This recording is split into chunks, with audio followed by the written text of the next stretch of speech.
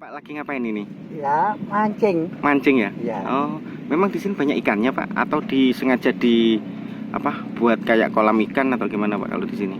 ikan datang sendiri, Mas.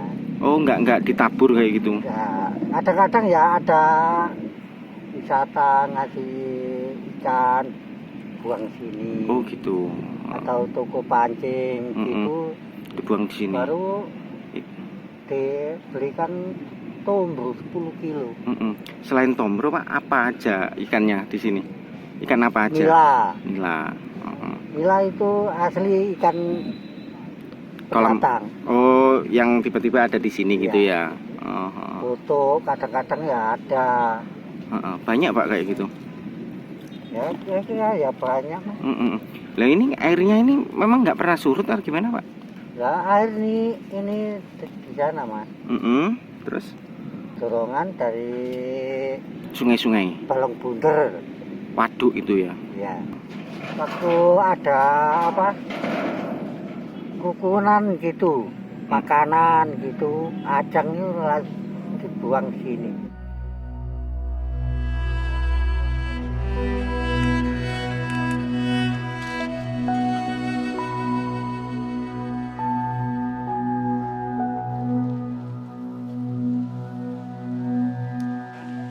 Kerajaan Majapahit yang berpusat di Trowulan, Kabupaten Mojokerto, menyimpan sejuta peninggalan purbakala yang menandaskan kebesaran dari kerajaan Hindu-Buddha di Nusantara ini. Sejumlah warisan bersejarah seperti bangunan suci, tempat peribadatan dan pemujaan, petilasan para petinggi serta bangsawan, sisa-sisa bangunan pemukiman banyak dijumpai di kawasan Trowulan. Kerajaan yang berdiri pada kisaran tahun 1293 Masehi dengan penguasa pertamanya Raden Wijaya yang bergelar Kertarajasa Jayawardana ini sempat berjaya pada abad 14 Masehi hingga menguasai Nusantara. Peninggalan peradaban Majapahit tersebut tentunya memiliki kisah dan catatan sejarah masing-masing. Misalnya Kolam Segaran yang merupakan salah satu situs penting warisan Majapahit.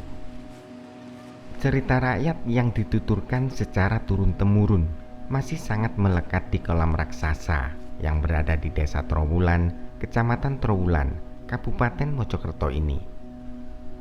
Lalu seperti apa kisahnya?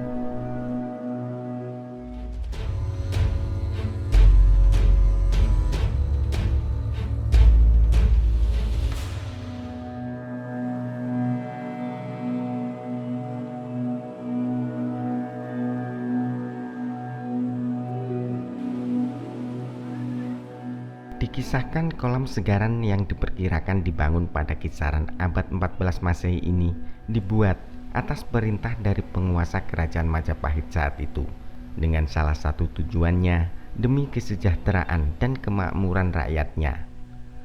Melihat kawasan Trowulan yang kala itu sebagian besar masyarakatnya adalah petani, maka kolam seluas 6 lapangan sepak bola ini juga difungsikan sebagai waduk penampungan air. Jika pada musim kemarau tiba, air yang tersimpan di kolam Segaran dialirkan untuk mengairi sawah-sawah penduduk Majapahit agar tanaman seperti padi dan jagung bisa tetap tumbuh dengan baik. Sementara pada musim penghujan, kolam yang dibangun dengan susunan bata merah berukuran besar pada batas keliling tepiannya itu juga digunakan sebagai pengendali banjir.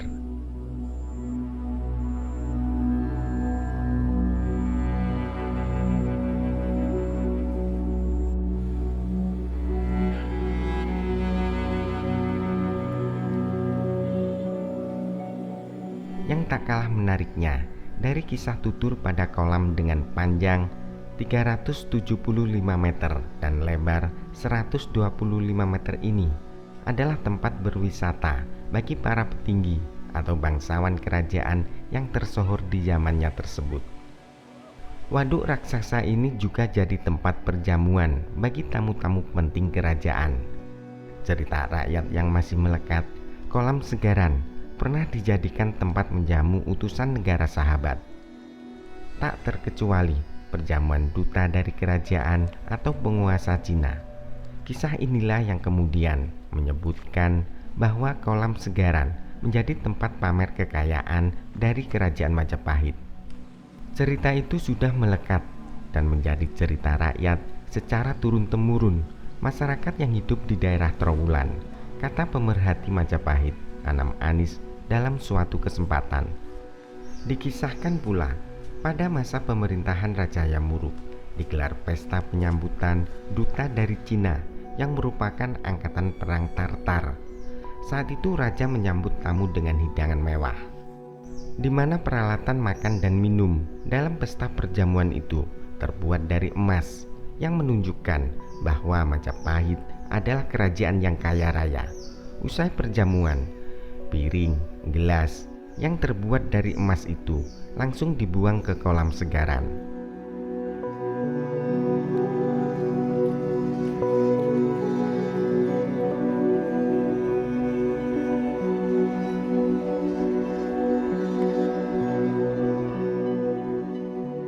Cerita rakyat itu menegaskan bahwa petinggi kerajaan Majapahit cukup cerdik dalam berpolitik. Aksi membuang perkakas makan yang terbuat dari emas itu mengisyaratkan jika Majapahit bukan kerajaan miskin. Politik cerdik juga ditunjukkan dalam kisah lanjutannya. Usaha membuang barang-barang mewah itu ternyata diambil kembali dengan memasang jaring di bagian bawah kolam. Secara turun-temurun, kisah ini selalu diingat dan menjadi kisah unik di balik sejarah keberadaan kolam Segaran. Memang kisah ini tak menjadi bagian peristiwa yang tertulis dalam catatan sejarah. Hanya saja Anis meyakini jika cerita itu bersumber dari masyarakat kuno saat itu dan hingga kini diyakini masyarakat sekitar. Dalam catatan Kakawin Negara Kertagama disebutkan adanya Segaran yang berarti adalah telaga. Para ahli memperkirakan jika kolam Segaran inilah yang disebutkan dalam kitab Negara Kertagama. Kalau secara fungsi, kolam Segaran ini menjadi waduk atau irigasi dan upaya penanggulangan banjir. Memang kerajaan Majapahit memiliki peradaban yang tinggi dalam penataan irigasi.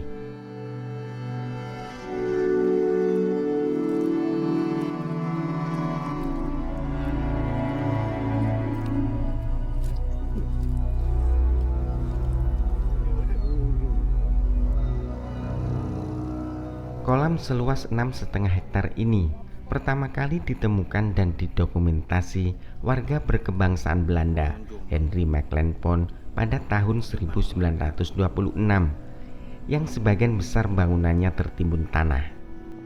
Sejak ditemukan, kolam Segaran mengalami upaya penyelamatan dan pemugaran tahun 1966. Pemugaran kedua dilakukan pada tahun 1974 dan memakan waktu hingga 10 tahun. Konon kolam Segaran merupakan kolam kuno terbesar yang ditemukan di Indonesia. Hingga saat ini, kolam Segaran masih berdiri kokoh dengan airnya yang tak pernah surut dan terus difungsikan sebagai irigasi persawahan warga setempat.